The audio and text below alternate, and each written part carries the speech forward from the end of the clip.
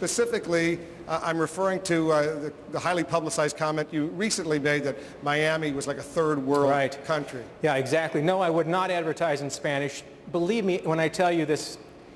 English, the preservation of the English language is important for us for a lot of reasons, not the least of which is because it is what holds us together. It is the glue that keeps a country together, any country. Bilingual countries don't work, and we should not encourage it. And even in the bill that Senator McCain is pushing, he says that he supports that it supports English only, or official English. It doesn't go on to tell you that, of course, he says that we're going to codify President Clinton's original plan, original executive order signed that said all papers produced by the government have to be in various languages. No, it is absolutely wrong.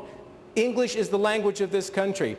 And you know what? We should not be ashamed of that. It's a good thing, and it holds us all together regardless of where we come from, regardless of our backgrounds, our histories. It doesn't matter. We need that thing to hold us together. Thank you, Congressman. Senator McCain, I'd like you to respond. Well, first of all, Governor, muchas gracias.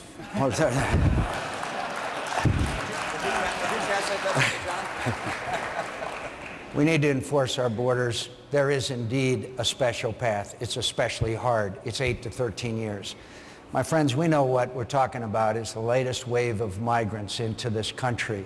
We have to stop the illegal immigration, but we've had waves throughout our history. Hispanics is what we're talking about. A different culture, a different language, which has enriched my state where Spanish was spoken before English was. My friends, I want you to, next time you're down in Washington, D.C., to go to the Vietnam War Memorial and look at the names engraved in black granite. You'll find a whole lot of Hispanic names.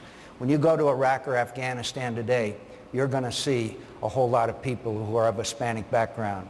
You're even going to meet some of the few thousand that are still green card holders who are not even citizens of this country, who love this country so much that they're willing to risk their lives in its service in order to accelerate their path to citizenship and enjoy the bountiful, blessed nation.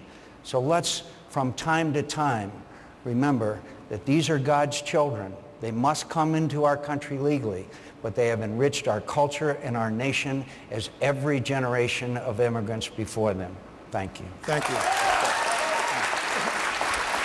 Jennifer, go ahead. John Lewicki, good evening to you, sir.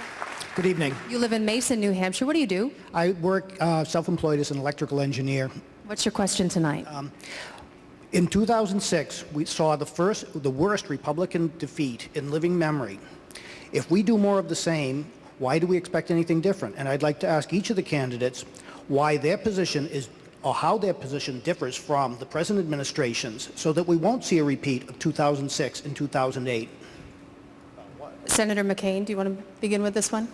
Spending, which led to corruption. We have former members of Congress in jail as we speak because of this earmarking.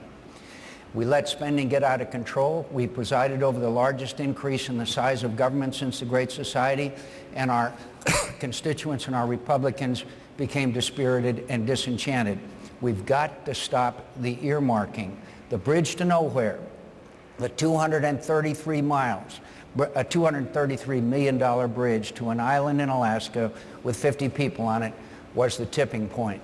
I want to promise you, as President of the United States, I'll veto every bill that has a pork barrel project on it, and I'll make the authors of it famous, and we'll get spending under control, and we'll stop the corruption in Washington. If all of you will limit your answer to about 10 or 15 seconds, we'll go down the line, starting with Mayor Giuliani. What has been President Bush's biggest mistake since taking office? I would like to add to what John is saying.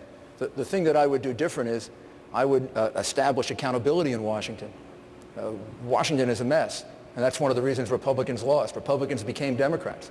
I would establish programs like I did in New York City, where I had to deal with a heavily Democratic city, FedStat programs to measure accountability.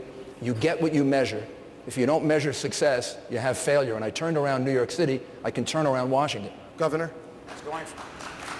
Go ahead, Governor. It's going from small bore to large bore.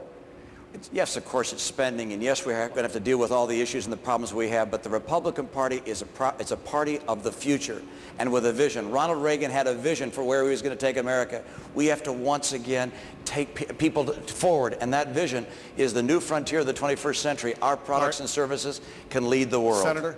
Spending, but it's bigger than that. It's hope and ideas, and I have one I want to put on the line here.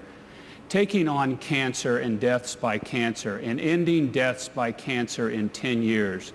The leading cause of fear in America today is that you'll get cancer. And this is one that's actually within our reach. And it's something I think we can go at and we should go at, and it touches a lot of Americans. The question is, what's President Bush's biggest mistake over these past several years? Because we went to Washington to change Washington, Washington changed us. We didn't come up with new ideas. We got to transform health care. We got to wind down the war in Iraq. We got to make sure that we really are conservatives. If we're going to spend money, like foolishly and as stupidly as the Democrats, the voters are going to vote for the professional spender, the Democrat, not the amateur spender, the Republican. Congressman? The biggest problem, I think, in this administration has been the fact that the president ran as a conservative and governed as a liberal. That is what has really been the basis, I think, of the distrust that has developed among the Republican base. It's well-founded. We have to do something about that. Thank you.